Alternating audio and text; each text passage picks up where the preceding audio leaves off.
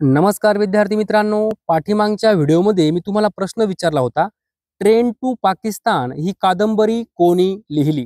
तर या प्रश्नाचं योग्य उत्तर आहे खुशवंत सिंग. खुशवंत सिंग. प्रश्न महत्त्वपूर्ण आहे, लक्षात ठेवायचा आहे. ट्रेन टू पाकिस्तान ही कादंबरी खुशवंत सिंग यांनी लिहिली. विद्यार्थी मित्रांनो, या व्हिडिओमध्ये मराठी व्याकरण या टॉपिकवर जे प्रश्न परीक्षेमध्ये विचारले गेलेले आहेत तेच प्रश्न आपण पाहणार आहोत. पहा, या ठिकाणी प्रश्न आहे, दिलेल्या शब्दाचा सामान्य रूपाचा योग्य पर्याय निवडा. शब्द काय आहे? उंदीर. उंदीर या शब्दाचा सामान्य रूपाचा योग्य कोणता पर्याय आहे ते या ठिकाणी आपल्याला पाहायचं आहे. पहा, योग्य उत्तर आहे उंदरा. उंदरा.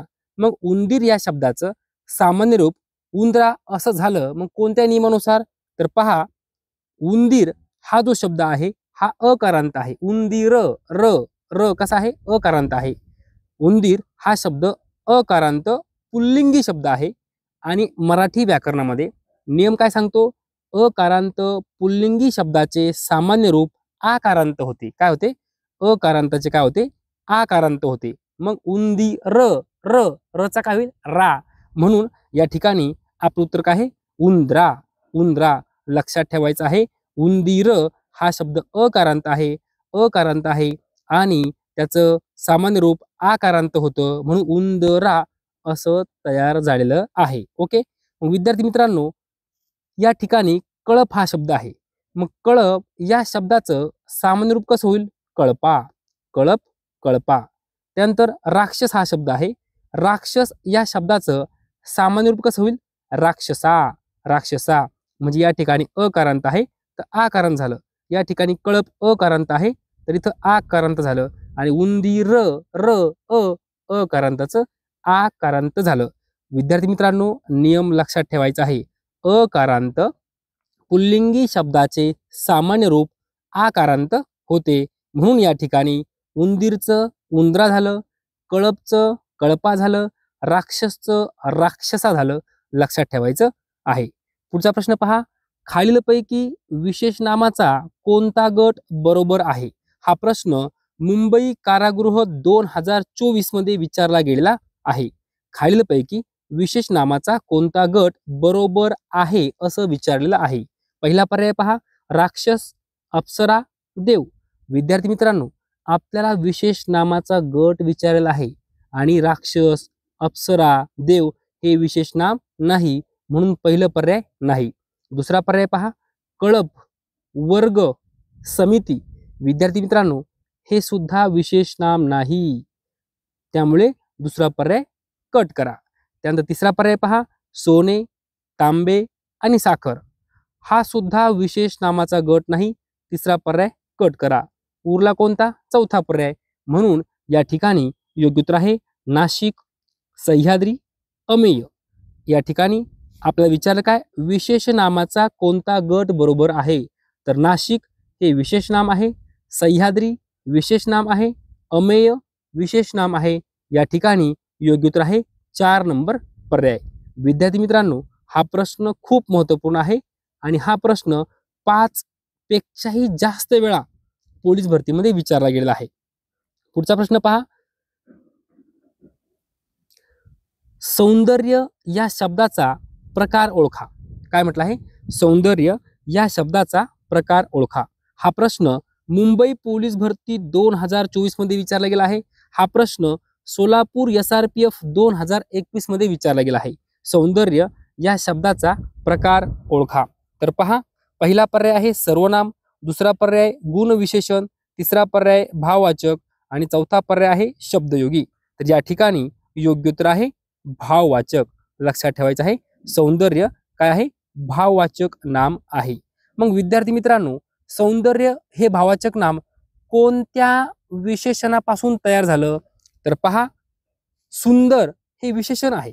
सुंदर हे विशेषण आहे आणि सुंदर या विशेषणापासून सौंदर्य हे भाववाचक नाम तयार झालेलं आहे. पहा, सुंदर हे विशेषण आहे आणि सुंदर या विशेषणापासून सौंदर्य हे भाववाचक नाम तयार झालेलं आहे. या ठिकाणी सौंदर्य या शब्दाचा आपला प्रकार विचारला आहे. योग्य उत्तर आहे भाववाचक नाम. ओके. पुढचा प्रश्न पहा, विद्यार्थी मित्रांनो, जसं आपण सुंदर या विशेषणापासून सौंदर्य हे भाववाचक नाम बनवलं, तसंच मनुष्य या शब्दापासून आपल्याला जर भाववाचक नाम तयार करायला सांगितलं तर कसं येणार? मनुष्यत्व. मनुष्यत्व. जर तुम्हाला शेवटी त्व असं दिसलं की ते भाववाचक नाम असतं, लक्षात ठेवायचं आहे. जर असा प्रश्न आला की मानव या शब्दापासून भाववाचक नाम बनवा, तर काय होणार? मानवता. मानवता. जर एखाद्या शब्दाला आपण शेवटी ता प्रत्यय लावलं तर ते सुद्धा भाववाचक नाम तयार होतं. पहा, त्व, त्व आणि ता हे जर प्रत्यय आपण लावले शेवटी तर भाववाचक नाम तयार होतं. लक्षात ठेवायचं आहे. मनुष्य या शब्दापासून मनुष्यत्व हे भाववाचक नाम तयार झालं आणि मानव या शब्दापासून मानवता हे भाववाचक नाम तयार झालं. पुढचा प्रश्न पहा. आमच्या क्रिकेटपटूंची वाहवा झाली. वरील वाक्यात वाहवा शब्द कोणते कार्य करतो?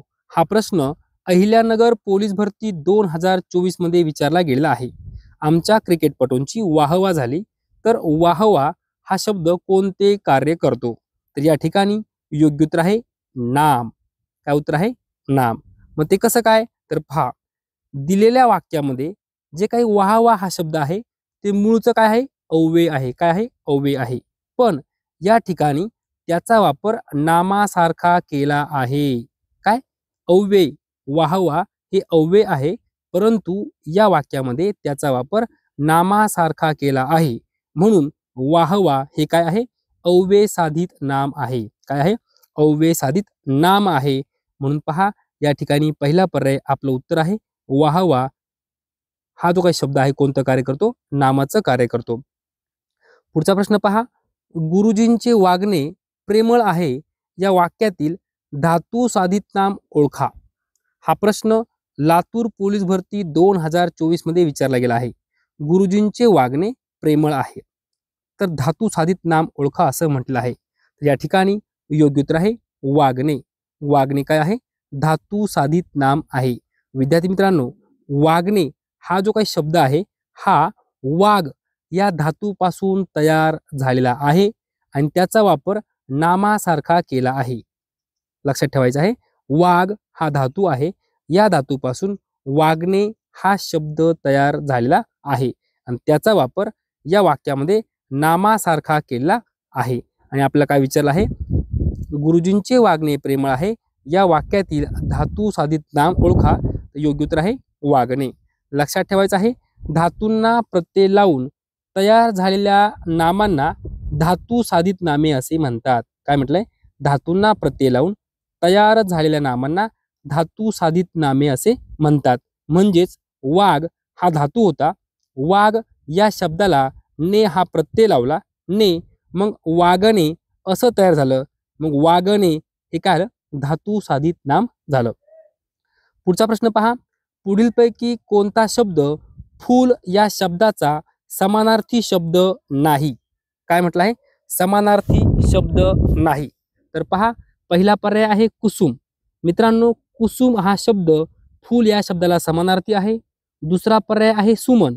सुमन हा शब्द फूल या शब्दाला समानार्थी आहे. तिसरा पर्याय आहे पुष्प. पुष्प हा शब्द फूल या शब्दाला समानार्थी आहे. आणि आपल्याला काय विचारलं आहे? कोणता शब्द समानार्थी नाही? तर योग्य पर्याय आहे पाकळी.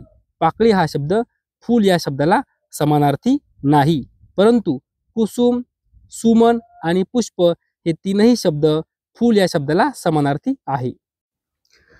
पुढील प्रश्न पहा. सावकाश या क्रियाविशेषणाचा प्रकार ओळखा. सावकाश हे क्रियाविशेषण आहे, याचा प्रकार आपल्याला ओळखायचा आहे. तर पहा मित्रांनो, माझं नाव राम आहे. मी जर म्हटलं राम सावकाश चालतो, काय म्हटलंय? राम सावकाश चालतो. कसा चालतो? सावकाश चालतो. म्हणजे चालण्याची काय आहे? रीत आहे. काय आहे? रीत आहे. म्हणून या ठिकाणी योग्य उत्तर आहे रीतिवाचक क्रियाविशेषण. सावकाश या क्रियाविशेषणाचा प्रकार ओळखा, तर रीतिवाचक क्रियाविशेषण हे झालं आपलं उत्तर. पुढचा प्रश्न पहा. आळशी या शब्दाचा विरुद्धार्थी शब्द कोणता? आळशी या शब्दाचा विरुद्धार्थी शब्द कोणता? तर या ठिकाणी योग्य उत्तर आहे कामसू. कामसू हा शब्द आळशी या शब्दाचा विरुद्धार्थी आहे. पुढचा प्रश्न पहा. खालील म्हणीचा नेमका अर्थ कोणता? कुठे इंद्राची ऐरावत आणि कुठे श्यामभट्टाची तट्टाणी. काय म्हटलं आहे? कुठे इंद्राची ऐरावत आणि कुठे श्यामभट्टाची तट्टाणी. याचा अर्थ नेमका खालीलपैकी कोणत्या पर्यायामध्ये आहे ते आपल्याला बघायचं आहे. तर पहा, प्रत्येक माणसाचा स्वभाव धर्म वेगळा असतो, हे उत्तर नसणार. इंद्र व श्यामभट्ट यांची वाहने वेगवेगळी आहे, हे उत्तर नाही. सारी माणसे शेवटी सारखेच असतात, हे पण नाही. एक अतिशय थोर तर एक अतिशय शूद्र असा याचा अर्थ होतो. कुठे इंद्राची ऐरावत आणि कुठे श्यामभट्टाची तट्टाणी म्हणजेच काय?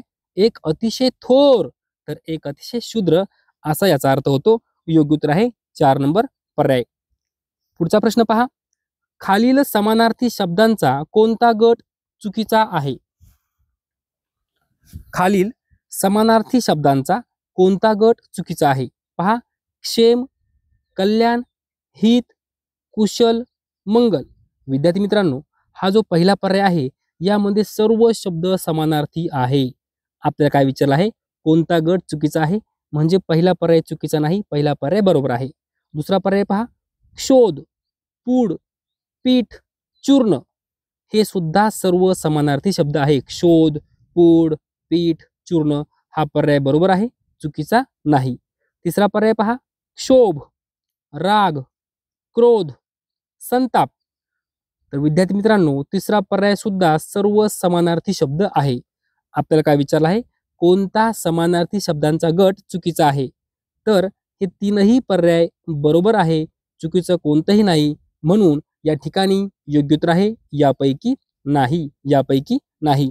लक्षात ठेवायचं आहे, क्षेम या शब्दाला समानार्थी शब्द आहे कल्याण, हित, कुशल, मंगल. क्षोध या शब्दाला समानार्थी शब्द आहे पूड, पीठ, चूर्ण. त्यानंतर क्षोभ या शब्दाला समानार्थी शब्द आहे राग, क्रोध, संताप. लक्षात ठेवायचं आहे, हे लिहून ठेवायचं आहे. यावर वारंवार परीक्षेमध्ये प्रश्न विचारला गेला आहे. या ठिकाणी आपलं योग्य उत्तर आहे यापैकी नाही, कारण आपल्याला चुकीचा गट कोणता असं विचारलं आहे. तर हे सर्व पर्याय बरोबर आहे, म्हणून एकही यापैकी बरोबर चुकीचा नाही. ओके. पुढचा प्रश्न पहा, पुढील वाक्यप्रचाराचा अर्थ सांगा. कानाडोळा करणे. कानाडोळा करणे म्हणजे काय? तर दुर्लक्ष करणे. कानाडोळा करणे म्हणजे काय? दुर्लक्ष करणे. पुढचा प्रश्न पहा, अभिज्ञ या शब्दाचा समानार्थी शब्द शोधा. पर्याय पहा, अभिनेता, निष्णात, नेता, अप्रिय. विद्यार्थी मित्रांनो, अभिज्ञ याचा समानार्थी शब्द विचारला आहे. अभिज्ञ म्हणजे काय? निष्णात. अभिज्ञ म्हणजे काय? निष्णात. मग या ठिकाणी आपलं उत्तर कोणतं असणार आहे? 2 नंबर पर्याय. समानार्थी शब्द आहे अभिज्ञ, निष्णात. मग अभिज्ञ या शब्दाला अजून कोणकोणते शब्द समानार्थी आहे ते आपल्याला माहिती पाहिजे. पहा, अभिज्ञ म्हणजे काय? निपुण, तरबेज, कुशल, पारंगत, कसबी, प्रवीण. लक्षात ठेवा, अभिज्ञ म्हणजे निपुण, तरबेज, कुशल, पारंगत, कसबी, प्रवीण. हे सर्व शब्द लिहून ठेवा. यावर परीक्षेमध्ये प्रश्न विचारला गेला आहे. विद्यार्थी मित्रांनो, आपला शेवटचा प्रश्न आहे. याचं उत्तर तुम्ही मला कमेंटमध्ये सांगायचं आहे. पहा, आपण या सर्वनामाचा अर्थ जेव्हा स्वतः असा होतो तेव्हा कोणते सर्वनाम असते? आपण या सर्वनामाचा अर्थ जेव्हा स्वतः असा होतो तेव्हा ते कोणते सर्वनाम असते? विद्यार्थी मित्रांनो, याचं उत्तर तुम्ही मला कमेंट करून सांगायचं आहे. जर तुम्हाला आपला हा व्हिडिओ आवडला असेल तर नक्की लाईक करा, शेअर करा, सबस्क्राईब करा. धन्यवाद.